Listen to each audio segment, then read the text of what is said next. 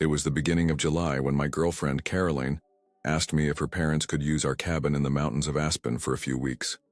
I didn't hesitate for a second. They had always been kind to me. Her mother baked wonderful cornmeal, cakes on the weekends, and her father always had some corny joke ready. Besides, we wouldn't be using the house until September after the winter, and I felt good about offering them a peaceful retreat in the mountains. I handed the keys to Mr. Henderson in person, and even mentioned how the gas heater was temperamental, but nothing they couldn't handle. A week passed, then two. They seemed to be enjoying their stay. Caroline received occasional messages from her mother, photos of frost-covered pine trees in the morning, cups of steaming hot chocolate, and a particularly ugly scarecrow they had built in the yard. Everything seemed normal, even idyllic. Ace was happy they were enjoying the space. Then on a Friday night, Caroline was called away to an emergency at work, and I decided on a whim to drive up to the cabin. I thought I'd surprise them, maybe spend the weekend together. The drive was quiet. A light drizzle began to fall as I turned onto the dirt road leading to the cabin. The lights were off, but their car was parked out front. I walked up the porch. Steps knocked once, twice, and no answer. A strange, almost oppressive silence greeted me. I tried calling out, "Hello? It's me, Andrew." But still, nothing. A strange unease began to grow in my chest. The mountain cold seemed more biting than usual, and the fog began to creep down the slopes, enveloping the house like a ghostly shroud. Something wasn't right. I knew that property well. Every creak of the hardwood floor, every shadow cast by the surrounding pine trees. But that night, everything felt different, as if the house was breathing a heavier air. I hesitated, for a moment, rubbing my hands to ward off not just the cold but a bad premonition that was starting to form. Maybe they were asleep? But it was only 8 in the evening, and my in-laws were always the type to stay up late, especially Mr. Henderson with his habit of watching the nightly news. I decided to try calling Caroline, but the cell signal was practically non-existent in that part of the mountains. 3 network bars would appear and disappear like ghosts. Frustrated, I put my phone back in my pocket.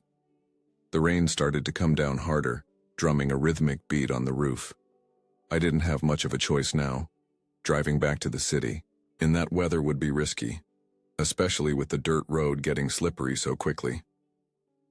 I reached into my pocket and pulled out the spare key. I always kept one hidden at home and another on me, a habit my father taught me since I was a child. You never know when a locked door can be the difference between shelter and a night out in the cold, he used to say. I never imagined I'd use that key to enter my own house with so much apprehension. The feeling was strange, as if I were invading a territory that no longer belonged to me. The rain intensified, and I made up my mind. I turned the key in the lock, feeling each click of the mechanism as if it were amplified 1,000 times. The door opened with a long groan as if the house were protesting my entry. I took a step inside, calling out for Caroline's parents again. The silence continued, heavy as lead, broken only by the sound of drops dripping from my jacket onto the wooden floor. I walked slowly into the house, feeling the cold air circulating inside as if no one had turned on the heater for days.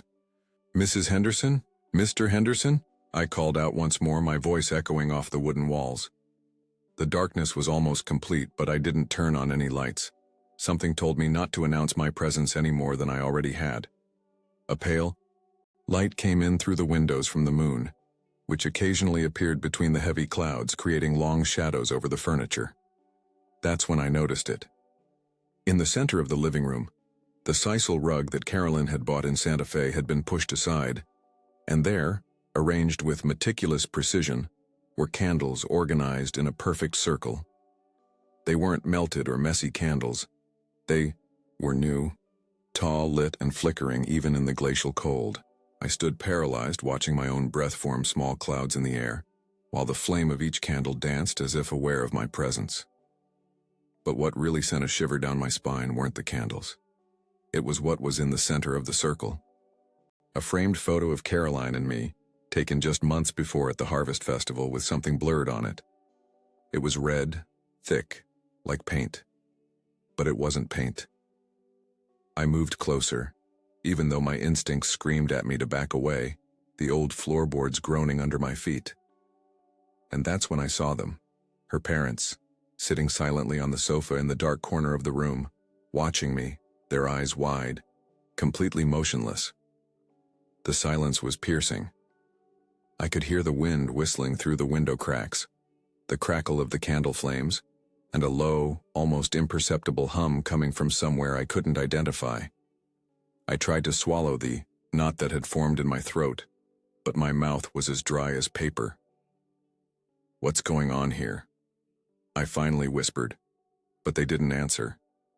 They seemed different. Mrs. Henderson's hands were firmly clasped in her lap, her knuckles white from gripping so tightly. Mr. Henderson's eyes were red as if he hadn't slept in days. Neither of them moved or blinked. I felt trapped under their gaze. Then, slowly, Mrs. Henderson turned her head toward the photo and murmured, "You shouldn't have come here." I instinctively backed away. The house no longer felt like mine. I noticed more strange objects on the coffee table. Old bones, small cloth dolls, a knife with a blackened handle. In the corner of the room there was a mate gourd, but the liquid inside wasn't green. It was dark, almost black. A pungent smell, a mix of burnt herbs and something metallic, filled the air. There was something ancient lingering in the room, a feeling I couldn't explain. "Caroline never told you, did she?" Mr. Henderson finally said, his voice raspy, like sandpaper on wood. "About the pact, about what this place was before." I could barely form words. "What pact?" I asked, my voice trembling. Mrs. Henderson now stood up, her legs swaying slightly, and walked toward me. Her steps were uneven, as if she had forgotten how to walk normally. "This house was built on an agreement," she said. "Your generosity opened the door. And now that you're here, it's your turn to give." A lightning bolt cut across the sky, briefly illuminating the entire room through the windows. In that instant, I saw something that made me gasp. On the walls, almost invisible in the dim light, were symbols drawn in charcoal. Circles within circles, lines that crossed in complex patterns, and what looked like words in a language I didn't recognize. And at each intersection of these drawings, small red smudges, as if someone had pressed a bloody finger against the wall.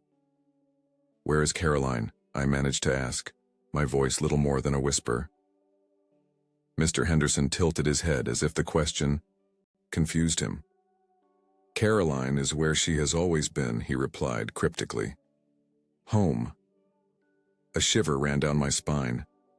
Home? But this was our home. Or at least, that's what I thought. I looked again at the photo in the center of the circle. The red stain seemed to have moved, now covering half of my face in the image. I rubbed my eyes, thinking it must be a trick of the light. When I looked again, the stain had expanded even more. Mrs. Henderson was now just a few steps away from me. Up close I could see that her eyes were different, her pupils dilated to the point of almost eliminating the iris. "Don't resist, Andrew," she whispered. "It's easier when you accept it. Ask Michael." I whispered, "What's going on?" But they remained silent. That empty gaze pierced me like ice needles. I took another step back, my feet meeting the edge of the pushed-aside rug. I couldn't understand how these people I knew, who had barbecues in my backyard in the city, who brought presents at Christmas parties, had turned into these unsettling figures before me. "Did you ever wonder why the price of this house was so low?" Mr. Henderson's voice cut through the silence. "Why no one wanted to buy such a beautiful chalet in such a prime location?" Indeed, when I bought the house 2 years ago, I thought I had gotten an excellent deal. The realtor seemed anxious to close the sale, offering better and better terms, almost desperate. At the time, I attributed it to the economic crisis, the downturn in the real estate market. But now, other possibilities were beginning to form in my mind. "This land isn't like others," Mrs. Henderson continued, her voice taking on a strange, almost musical cadence. "Here, at the point where 3 springs meet underground, the boundaries are thinner. The old ones already knew this. The indigenous people never built villages in this valley. The first settlers lost children and cattle, and then someone made an agreement. I swallowed hard. The air seemed to get heavier and heavier, as if something invisible was filling the space between us.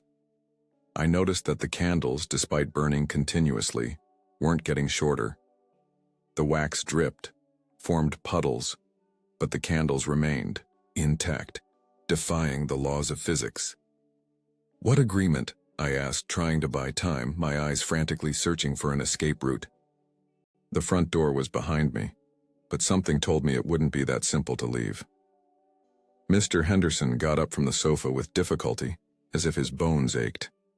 He walked to the table and picked up one of the small cloth dolls. It was crude, made from faded scraps of fabric, but I recognized the cloth. It was from my shirt, the one I thought I had lost in the move. With each generation, the guardian of the house must offer something in exchange for protection, he explained, manipulating the doll between his gnarled fingers. In the old days, it was animals, then blood. But over time, they discovered there are more substantial offerings. Mrs. Henderson moved closer, reaching out to touch my face. I recoiled sharply, hitting the wall. Her fingers hung in the air, trembling slightly. "Memories," she whispered. "Dreams. Possibilities. What could have been but never will be. A life not lived.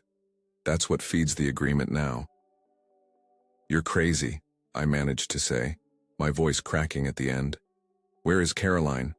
What did you do to her?" A sad smile appeared on Mrs. Henderson's face. "Caroline understands. She always understood. Why do you think she insisted so much on buying this house? Why do you think she never comes here alone?" The implications of those words hit me like a punch. Caroline knew. She had intentionally led me to buy this house. I remembered how excited she was when I first mentioned the property, how she insisted on closing the deal quickly, even when I asked for time to think. "It's not as bad as it sounds," Mr. Henderson continued, his voice taking on an almost paternal tone. "You won't miss what you don't remember losing. And in return, you get protection. Everyone wins." "Protection from what?" I asked, trying to keep my voice steady. The two exchanged glances, and for a moment I thought I saw genuine fear on their faces. "From what waits on the other side," Mrs. Henderson finally answered. "From what stays between the worlds, always hungry, always waiting." At that moment, the candles flickered simultaneously, as if a sudden gust of wind had passed through the room. But there was no wind at all. The air remained heavy and still. The shadows on the wall seemed to stretch, gaining depth, and I heard, or felt, I couldn't tell, a low murmur, like water running under the floorboards. "It's time," Mr. Henderson said, looking at a wall clock I hadn't noticed before. It was an old pendulum clock that hadn't been there the last time I was at the house. The pendulum swung at a strange, irregular rhythm, as if marking a time that didn't belong to our world. I tried to move, to run for the door, but my feet felt stuck to the floor. A strange numbness began to creep up my legs, and I realized with horror that I could no longer feel my toes. "Don't fight it, Andrew," Mrs. Henderson said, now holding my shoulders with surprising strength for a woman her age. "The more you resist, the harder it will be. Ask Michael." "Who's Michael?" I managed to articulate as the numbness reached my knees. "The former owner," Mr. Henderson replied, opening a drawer in the side table.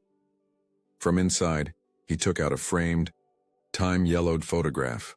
It showed a young, smiling man in front of the same house, but the building looked newer, freshly painted. He resisted. He wanted to break the agreement, to try a new path. Mr. Henderson turned the photo over. On the back was a date, 1987. They only found his shoes. I staggered backward toward the hallway, my mind trying to process the absurdity of the situation. I needed to get out of there. I didn't care what they meant. It all seemed like madness. But when I turned to grab my backpack and keys, I realized the front door was no longer open. It had closed, and I hadn't heard a sound. I grabbed the doorknob. Locked. I tried the windows, sealed. My heart hammered in my ears. In desperation, I ran upstairs, hoping that maybe one of the guest room windows would give way. But I stopped, frozen, in the hallway. The wall that had previously displayed photos of our hikes on Bald Mountain and walks through town was now covered in charcoal drawings, distorted representations of a man, me, surrounded by faceless figures. Some showed me kneeling. Others, worse. They were all signed in the corner. C. Caroline. My Caroline? I tried to get my cell phone to call her, but there was no signal. Only static when I tried the landline we kept in the house. Then I heard footsteps downstairs, calm, deliberate, and a voice that didn't belong to either of her parents. A third voice, low, raspy, whispering something in a language I didn't understand. I held my breath. The air grew heavier, harder to inhale. And that's when I understood. This was no longer a spontaneous visit. I had been lured into a trap. I tried to hide in the guest room, quietly closing the door behind me. The moonlight came through the window, illuminating the room with a bluish, ghostly light. The bed was unmade, as if someone had recently slept in it, the sheets tangled and damp. On the pillow, I noticed strands of hair that didn't belong to either of Caroline's parents. They were too long and dark. In the corner of the room, an open suitcase contained women's clothes I had never seen before. They weren't Caroline's, nor Mrs. Henderson's. The style was old, almost vintage. Long skirts, button-up blouses, a faded wool cardigan. I smelled a strange scent emanating from them, like damp earth and something more pungent, almost metallic. On the bedside table I found a diary. My hands trembled as I opened it. The pages were yellowed, the handwriting tight and angular, difficult to decipher. The entries were dated 1987, the same year as the photo Mr. Henderson had shown me. I began to read, my eyes frantically scanning the lines. July 10th. Michael is getting stranger and stranger. He says he hears things under the house at night. He insists we made a mistake buying this place. I want to believe it's just stress from work, but... July 15th. I found Michael in the basement this morning, digging the dirt floor with his bare hands. He said he was looking for the springs. His nails were broken, dirty with blood. When I tried to get him to come upstairs, he pushed me. I've never seen him like this before. July 20th. The Mendonças came to visit. They brought their daughter, Caroline. A strange girl, too quiet for her 6 years. She spent the whole time drawing. When I saw the drawings, a chill ran down my spine. Circles within circles. Faceless figures. Michael said we should leave, but the last entry was just a single line, written in shaky, almost illegible handwriting. He is here. It's not Michael anymore. I let the diary fall, my whole body shaking now. Caroline had been here before, as a child. Why had she never mentioned? And who was the woman who wrote the diary? It must have been Michael's wife, the former owner. What had happened to her? I looked at the floor, where the diary had fallen open to a page I hadn't read. There was something drawn there, a crude map of the property. In the center, where the house was, there were 3 lines meeting, like underground rivers or streams. And at the intersection point, written in capital letters, the door, the basement. That's what Michael was looking for. Gathering all my courage, I decided that if there was a way out, it must be there. If a door existed, maybe it could be used both ways. Cautiously, I opened the bedroom door and peeked into the hallway.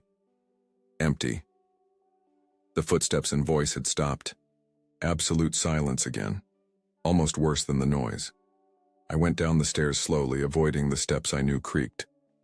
The living room was empty, the candles still lit, but no sign of Caroline's parents. The front door was still locked, the windows sealed as before. There was only one option. The basement door was in the kitchen, hidden by a small pantry. I always thought the design was strange, but never questioned it. Old houses have their peculiarities. When we bought the place, we had barely looked at the basement. It was small, damp, smelled of mold, more of a storage room than anything else. We used it to store tools and some old furniture that came with the house.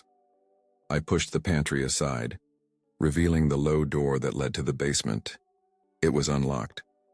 A strong smell of damp earth and something older, deeper, emanated from the dark opening.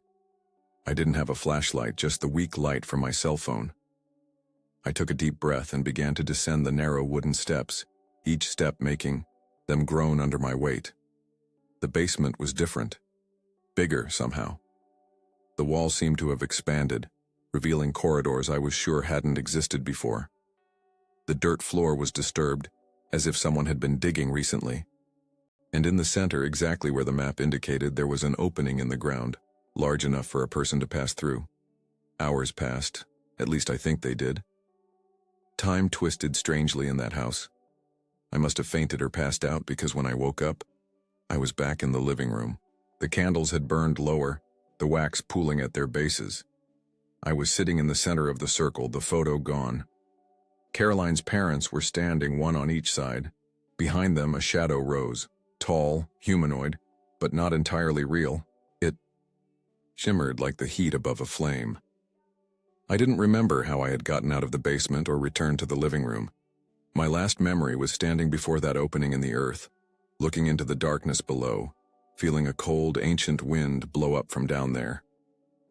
I had gone down the first steps carved into the ground when I heard that third voice again, closer this time, whispering my name. After that, only fragments, a sensation of falling, hands dragging me, and the smell of wet earth turning into something sweeter, almost cloying. Mr. Henderson placed a hand on my shoulder. "It won't take much," he whispered. "Just a part of you, a memory, a promise." Mrs. Henderson knelt in front of me, tears now falling freely down her face. "Please, Andrew," she begged. "It's either you or her. You came first." That name, Caroline. I wanted to scream her name, demand answers, but something in me knew. She had known about everything, from the beginning. And this was the price of her freedom. I was her offering. I was the kindness that cost too much. I looked at the shadowy figure, and it took a step forward.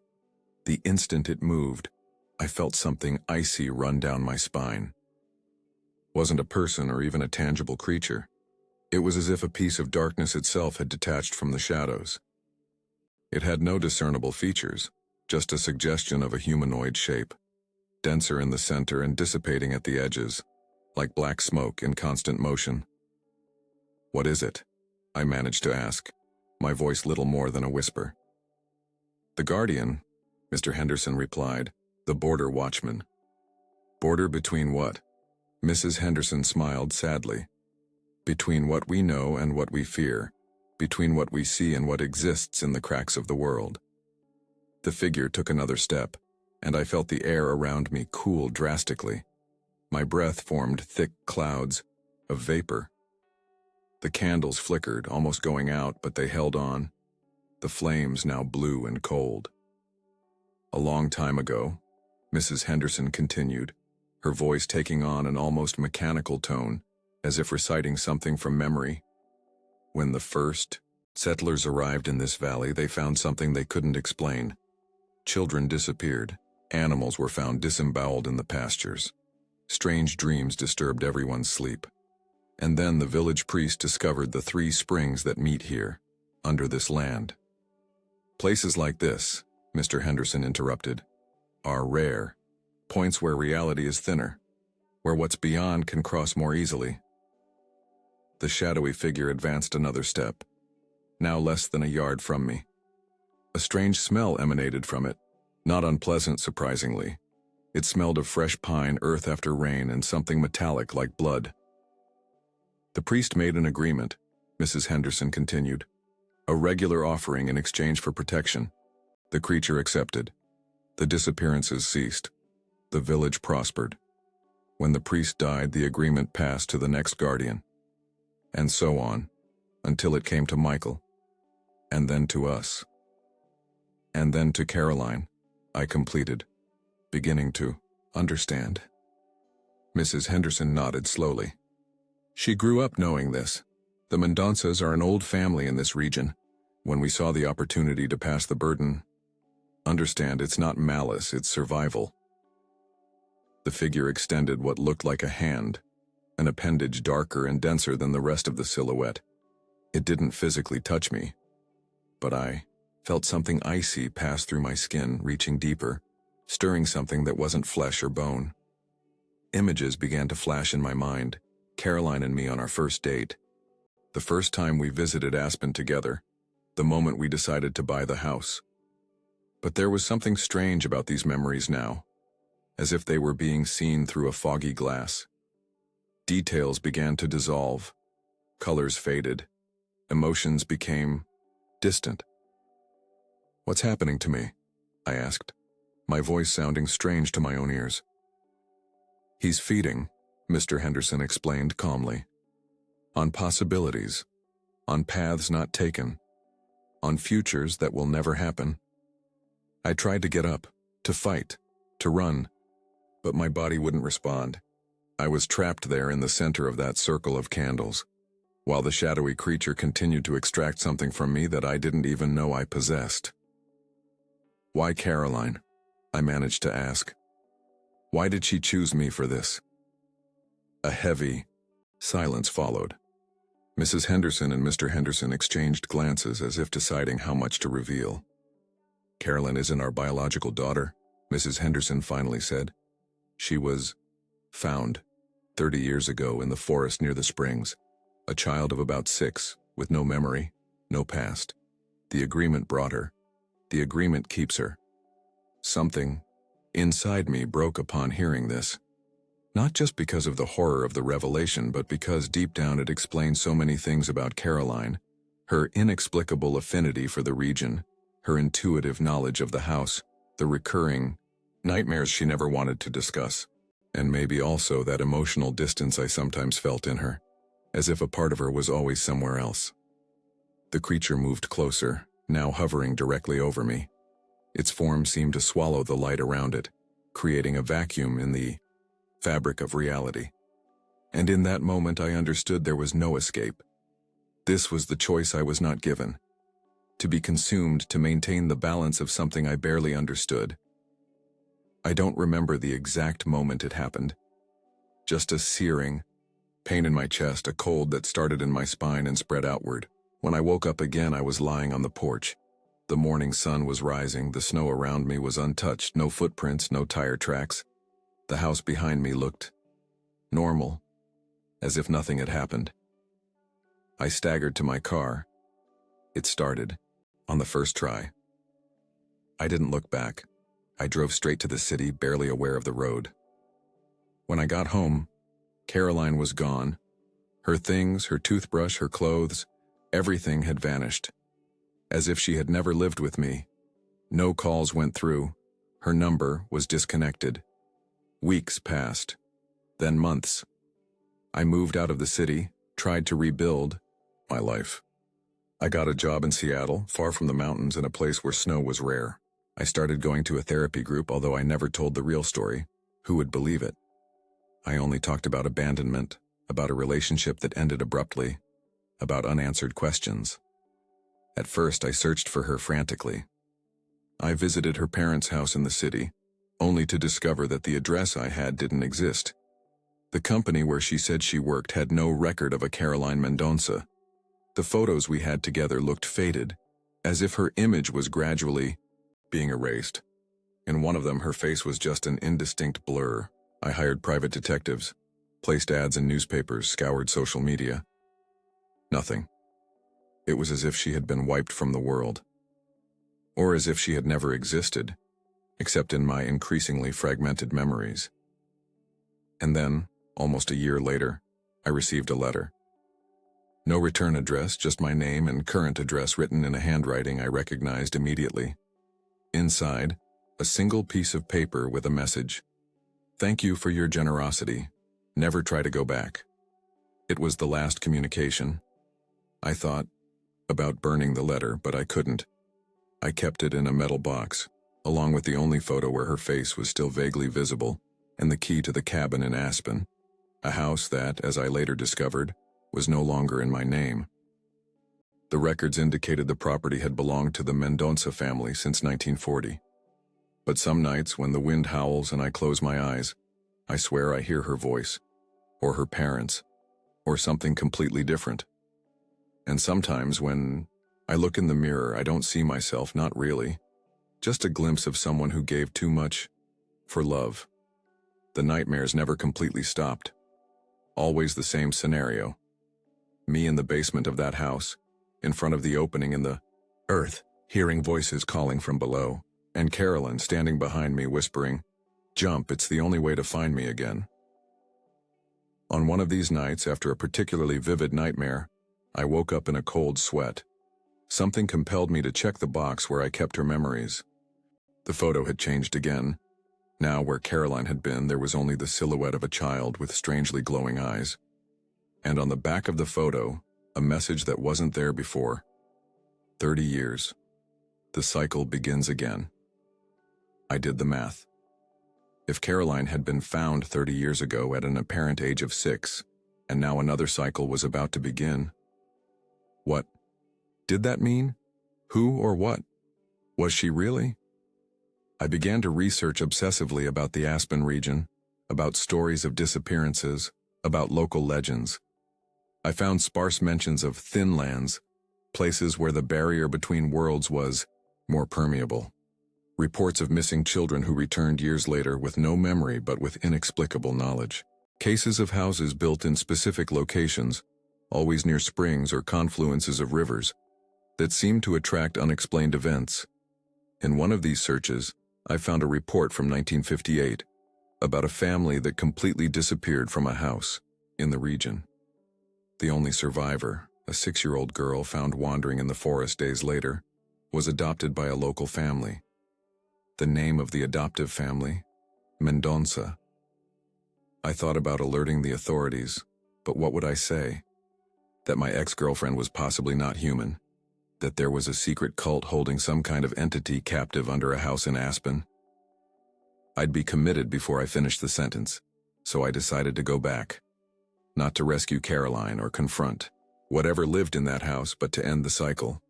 To reclaim what I had lost, not just memories or love, but something deeper. A part of my soul that I knew had been torn away that night.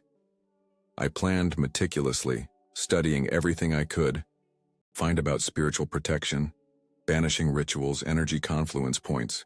I hadn't believed in any of it before, but now I wasn't sure what was real or not.